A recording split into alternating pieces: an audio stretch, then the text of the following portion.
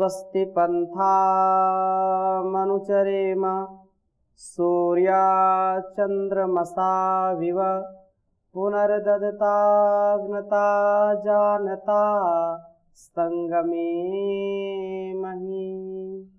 ओम शांति शांति शांति।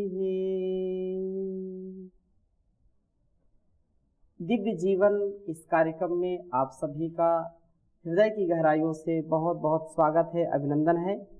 हमारा जीवन दिव्य हो, भव्य हो, सभ्य हो और उस परम पिता परमेश्वर की हम सबके ऊपर बड़ी कृपा है कि जन्म जन्मांतरों के पुण्याशय से हमको ऐसा सुंदर जीवन दिया है जो अनेक योनियों में अनेक जीव जंतु कीड़ा मकोड़ा हाथी घोड़ा बन करके हम जीवन के इस आनंद को कभी पा ही नहीं सकते जो आनंद इस मानव जीवन में है। उस भगवान ने इंसान का जीवन दे करके महान उपकार हमारे ऊपर किया है। हमारा सबका कर्तव्य है कि हम सबका जीवन महान हो और इस जहान को भी महान बनाने का महान पुरुषार्थ करना। आत्मनो मोक्षार्थम जगत हिताय च, ऐसी दिव्य भव्य भावना हमारे अंदर आएगी तभी जीवन हमारा सुंदरतम बनेगा। और इस सुंदरतम जीवन के लिए, दिव्य जीवन के लिए हमको ऋषि कल्प जो महापुरुष हमारे सामने हैं, हमारे समक्ष हैं और जो हमारे वेद उपनिषद दर्शन आदि शास्त्रों में कल्याणी वेद वाणी का जो स्वाध्याय है, उसकी चर्चा है, परिचर्चा है, सुनना सुनाना, जीवन में उतारना, ये अत्यंत महनीय है। इसलिए महर्षि देव दयानंद जी ने भी कहा कि वेदो अखिलो धर्म मूलम, वेद सब सत्य विद्याओं का पुस्तक है। वेद का पढ़ना पढ़ाना, सुनना सुनाना तथा अपने जीवन में उतारना ये अत्यंत लाभकारी है और वर्तमान परिवेश में हमको इसको जरूर आत्मसात करना चाहिए। महापुरुषों की वाणी, कौन सा शब्द हमारे हृदय में उतर जाए और हमारा जीवन संवर जाए। तो ऐसे ऋषि कल्प हमारे बहुत ही विद्वान जो अपने जीवन से, अपने कृतित्व से, अपने व्यक्तित्व से सदा सबको आप्लावित करते हैं। हमारे माननीय प्रतिकुलपति पतंजलि विश्वविद्यालय के यशस्वी आदरणीय डॉक्टर महावीर जी, जिनको आप सुनते रहते हैं, इस कार्यक्रम में पुनः आपका सानिध्य सबको मिला। बहुत बहुत इस कार्यक्रम में आपका स्वागत है, अभिनंदन है।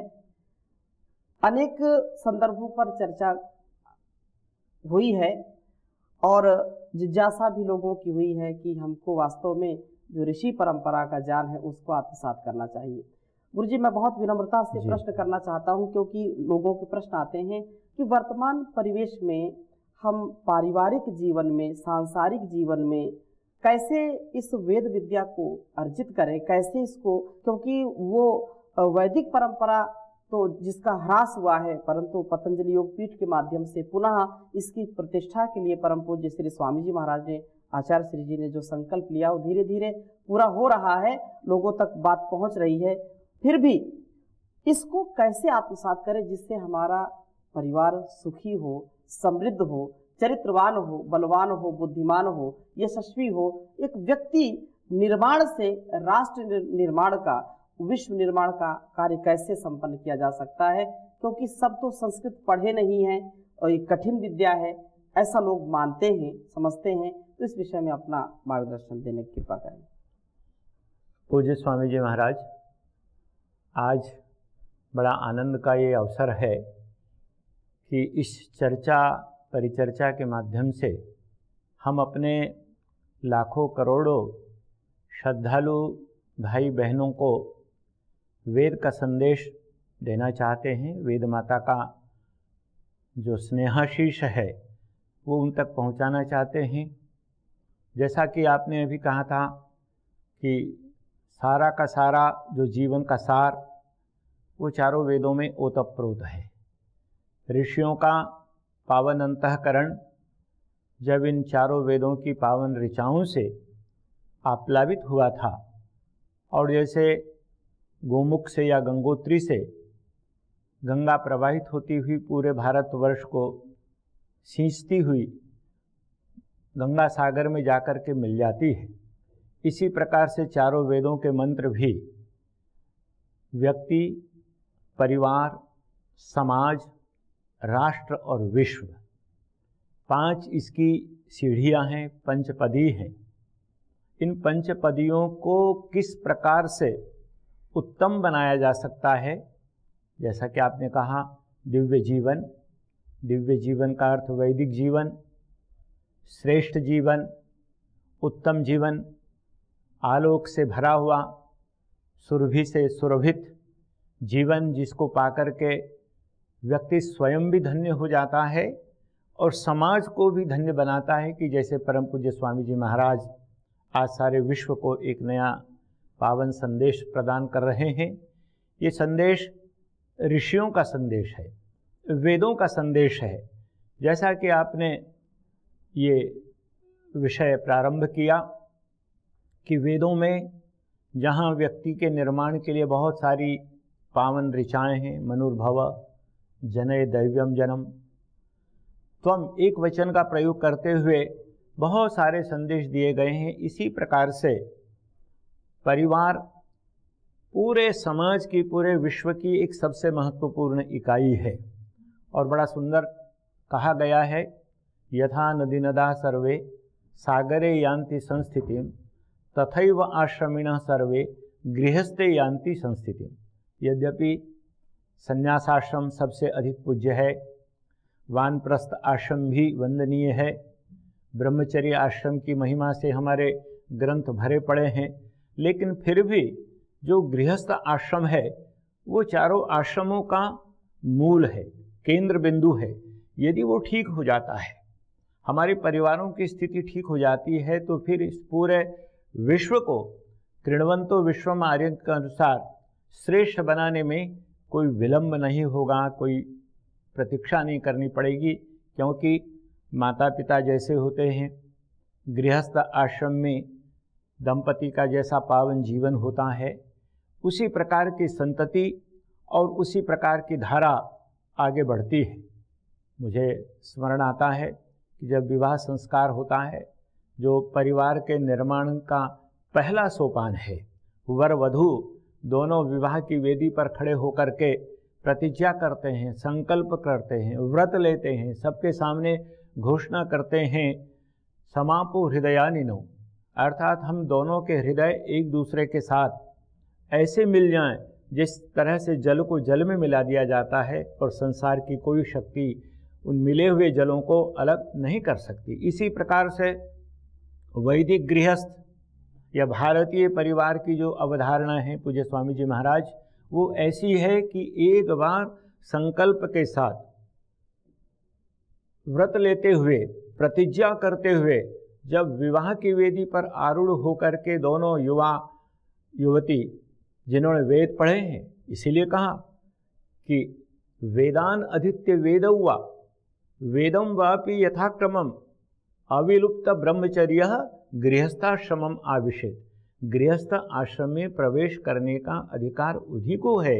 या तो चारों वेदों को पढ़ा है, नहीं पढ़ सकते 2 को पढ़ा है, 2 को भी नहीं पढ़ सकते तो एक वेद को पढ़ करके जब वो गृहस्थ आश्रम में प्रवेश करते हैं और उस वेद में प्रतिपादित जो शिक्षाएं हैं, संदेश हैं, जीवन को उत्तम बनाने का जो एक मार्ग वहाँ दर्शाया गया है, तदनुकूल आचरण करते हैं तो गृहस्थ और परिवार श्रेष्ठ बनता है। बहुत सुंदर लिखा है संस्कृत के किसी कवि ने, संतुष्टः भार्यया भर्ता भर्त्रा भार्या तथैव च। कहते हैं जिस परिवार में पत्नी से पति और पति से पत्नी सर्वदा संतुष्ट रहते हैं, वो परिवार, वो दाम्पत्य जीवन, वो गृहस्थ आश्रम स्वर्ग के समान श्रेष्ठ होता है। और इसीलिए हमारे यहाँ बार बार इस बात को भिन्न भिन्न प्रकार से प्रतिपादित किया गया है। मातृमान, पितृमान, आचार्यवान पुरुषो वेदा। महर्षि दयानंद सरस्वती ने अपने अमर ग्रंथ सत्यार्थ प्रकाश में शिक्षा विषयक उपदेश देते हुए कहा है कि प्रशस्ता धार्मिकी विदुषी माता यस्य सह मातृमान, अर्थात जिसकी माता प्रशंसनीय गुणों से युक्त है, श्रद्धालु है और धार्मिक विचारों की है, ऐसी माता से उत्पन्न होने वाला जो बालक है वो प्रशंसनीय गुणों वाला होता है। ऐसे ही पिता, और इसीलिए यहाँ तक कहा गया है कि एकेनापि सुपुत्रेण सिंहिस्वपति निर्भयम सहैव दशभिर्पुत्रैर भारम वहति गर्दभी। यदि एक पुत्र भी प्रद्युम्न जैसा कुल में उत्पन्न हो जाता है तो उस एक पुत्र से ही उसकी माँ, उसकी जननी जन्मदात्री निर्भय होकर के सोती है। जैसे एक सिंह शावक से सिंहनी आनंद के साथ निर्भय होकर के भयानक जंगल में भी रहती है, तो हमारे गृहस्थ जीवन का जो सार है, वेदों ने जो कहा है कि महायज्ञश्च यज्ञश्च ब्राह्मीयम क्रियते तनु, जिस घर में पंच महायज्ञ होते हों, जिस घर में प्रतिदिन संध्या वंदन होता हो, जिस घर में गौ माता का पालन होता हो, जिस घर में समय समय पर आप जैसे श्रेष्ठ विद्वान सन्यासी महात्मा उपदेशक विद्वान आते हों और उनका वहाँ पूजन मान सम्मान वंदन होता हो और उनके मुखारविंद से निसृत होने वाली सदुपदेशों की गंगा जिस घर को आप्लावित करती रहती हो, ऐसे परिवार ही श्रेष्ठ परिवार होते हैं। और वेद के सैकड़ों हजारों मंत्रों में यही बात कही गई है, सहृदयम सामनस्यम अविद्वेषम कृणोमि वह अन्यो अन्यम अभिहर्यत वत्सम जातमिवाज्ञा। कहते हैं हे गृहस्थियों, तुमको मैंने सहृदय बना करके इस धराधाम पर भेजा है।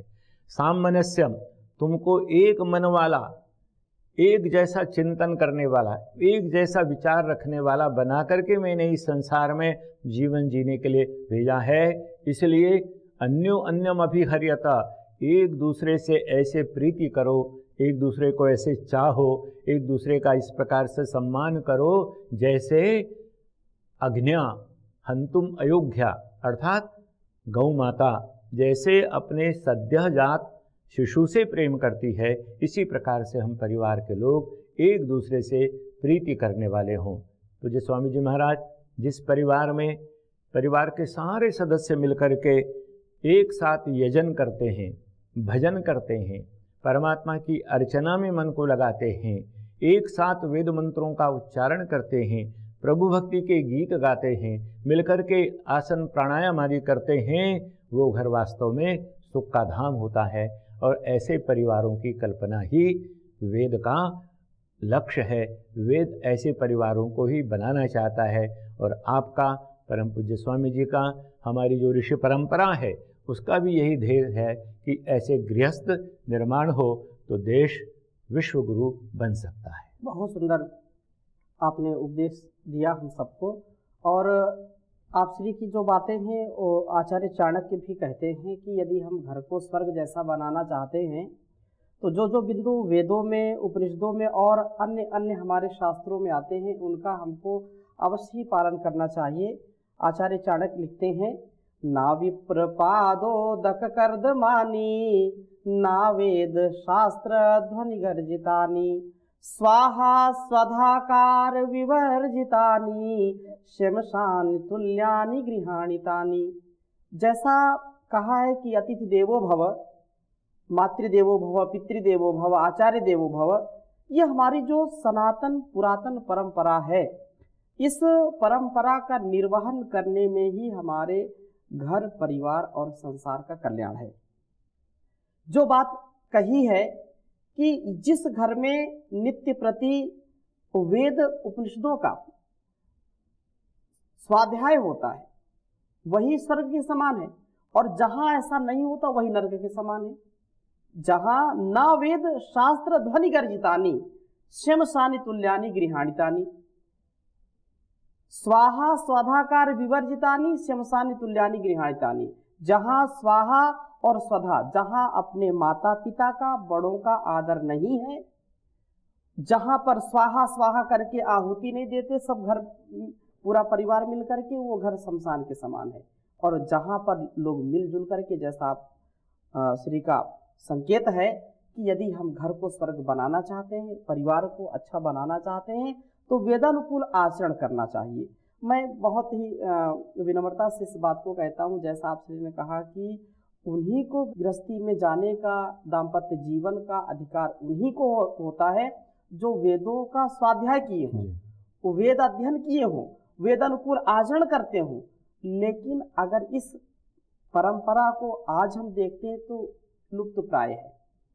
लेकिन इस दृष्टि को कैसे और हम आत्मसात करें, कैसे वेदानुकूल जीवन जिए, क्योंकि वेदों का पढ़ना पढ़ाना सुनना सुनाना तो बंद हो गया। इस विषय में भी हमारे दर्शकों को और आप अपना संदेश दीजिए कि जैसे इसको धीरे धीरे वो आत्मसात कर सकें। बहुत अच्छी बात पूज्य स्वामी जी आपने प्रारंभ की है कि हम चारों वेदों को या किसी एक वेद को उसके जो भाष्यकार हैं उसके भाष्य के अध्ययन के साथ आज की भागदौड़ की जिंदगी में, आज के व्यस्त जीवन में पूर्ण रूप से नहीं पढ़ सकते, नहीं जान सकते। तो इसके लिए हमारे विद्वानों ने, आचार्यों ने, वेद मनीषियों ने कुछ प्रकीर्ण ग्रंथों की भी रचना की है। वेद रूपी समुद्र में से मंथन करके और कुछ ऐसे रत्न निकाले हैं, वेद रूपी उद्यान से कुछ चुने हुए फूलों के गुलदस्ते बना करके सहृदयों के जो वास्तव में अपने जीवन का निर्माण करना चाहते। देखिए, यह तो आवश्यक है कि जब तक मन में ये भावना नहीं होगी कि हमें अपने जीवन को श्रेष्ठ बनाना है, हमने अपने जीवन को कीर्तिमय बनाना है, तब तक व्यक्ति इस वेद मार्ग का पथिक नहीं बन सकता। तो सबसे पहले यह श्रद्धा, यह विश्वास, यह संकल्प जागृत करना होगा कि हम ऋषियों की संतान हैं। भारतवर्ष में रहने वाला प्रत्येक व्यक्ति कहीं न कहीं किसी न किसी धारा से गौतम, कणाद, कपिल, पतंजलि से जुड़ा हुआ है, मर्यादा पुरुषोत्तम श्री राम से जुड़ा हुआ है, योगेश्वर श्री कृष्ण के साथ उसका नाता और रिश्ता है। क्योंकि दो ही सूर्यवंश या चंद्रवंश, दो ही भारतवर्ष में प्रमुख वंश रहे हैं, और ये दोनों सूर्य और चंद्रमा की तरह भारत के इतिहास के गगन में चमकने वाले जो नक्षत्र हैं, ये वेदों का सतत स्वाध्याय करने वाले।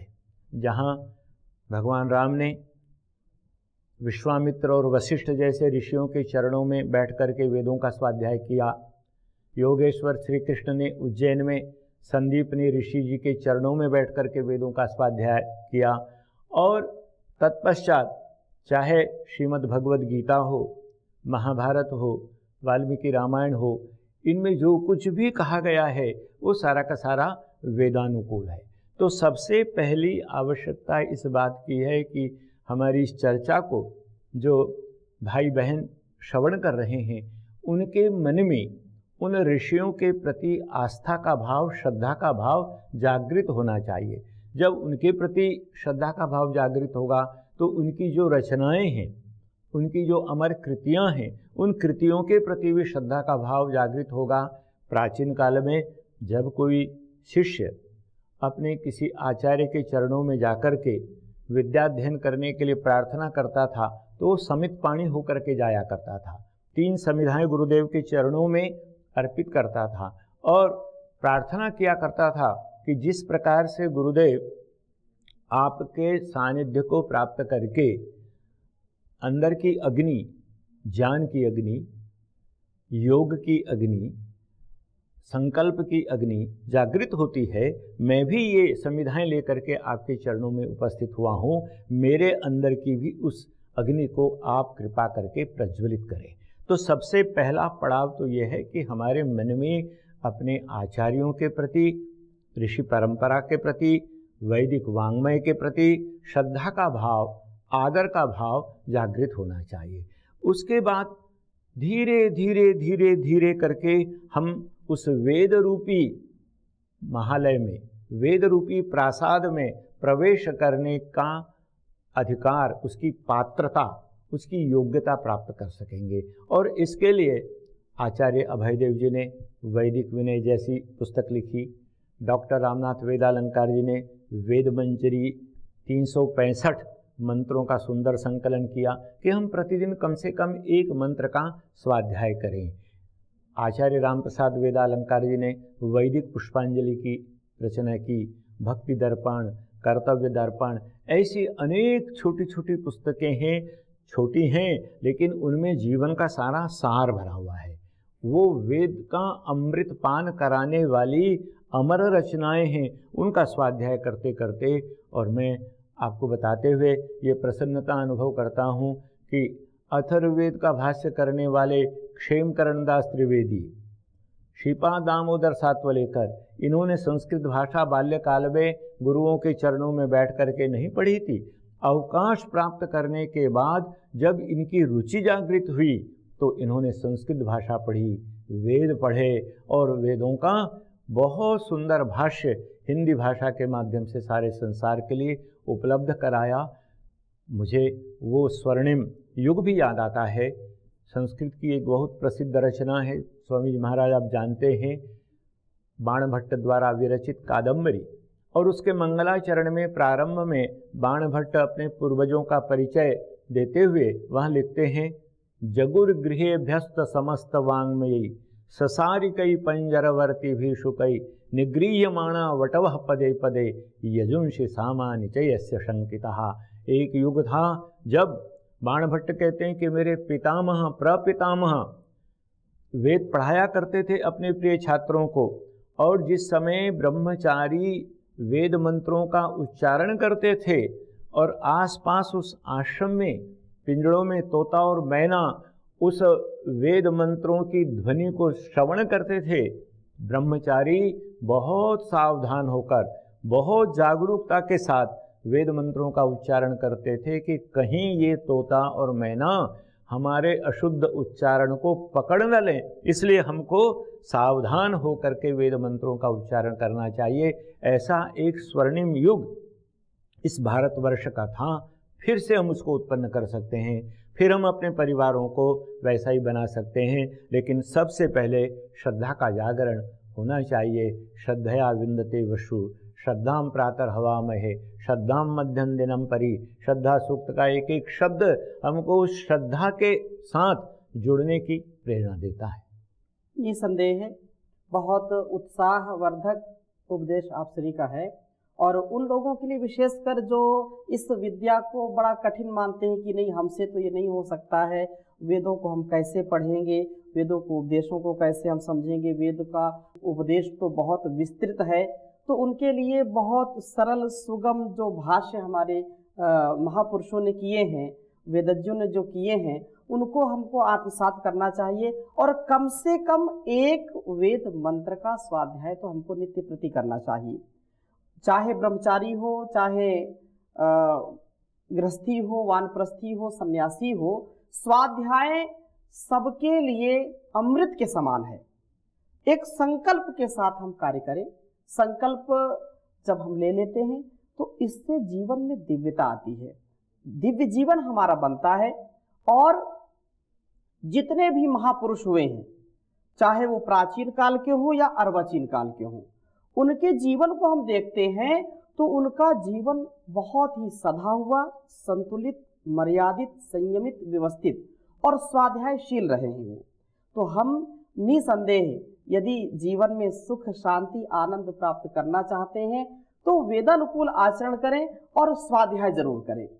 आप ज़्यादा कठिन पुस्तकें नहीं पढ़ सकते हैं, चारों वेद नहीं पढ़ सकते हैं, तो चारों वेदों का जो सार है, सार सार को गहे थोथा दे उड़ाए, तो अनंत शास्त्रम बहुलश्च विद्या अल्पश्च कालो बहुविघ्नताचा यत् सार भूतम तद उपासनीयम हंसो यथा क्षीर मिव अम्बु मध्यात्। बहुत सुंदर बात कही है। तो ऐसे ही हम नीर क्षीर विवेकी बने, और नीर क्षीर विवेकी बन करके जो हमारे लिए अतिशय कल्याणकारी उसको आत्मसात करें, उस विद्या को। तो आप श्री का जो मार्गदर्शन है अत्यंत हम सबके लिए उत्साहवर्धक है, और हम सबको, जैसा आप श्री ने कहा कि हमारे जो वेदों के भाष्यकार हैं वो पूरे जीवन अलग अलग सेवाओं में थे, और चतुर्थ जो काल होता है जीवन का, उस काल में उन्होंने संस्कृत पढ़ना आरंभ किया, और ऐसे विद्वान बने कि जिन्होंने वेदों का भाष्य किया, क्योंकि वेदों का भाष्य करना अत्यंत दुरूह कार्य है, कठिन कार्य है, फिर भी उन्होंने इस सरलता से कार्य किया। तो हम इसको आत्मसात करें। नित्य स्वाध्याय सत्संग करते रहो, एक दिन सद्जान प्राप्त हो जाएगा, शांति होगी परम भ्रांति मिट जाएगी, पाप तापों का अवसान हो जाएगा। तो आगे और हम चर्चा करेंगे, अभी यहीं पर विराम लेते हैं। देखते रहिए दिव्य जीवन, दिव्य जीवन, दिव्य जीवन। ओम शांति शांति शांति।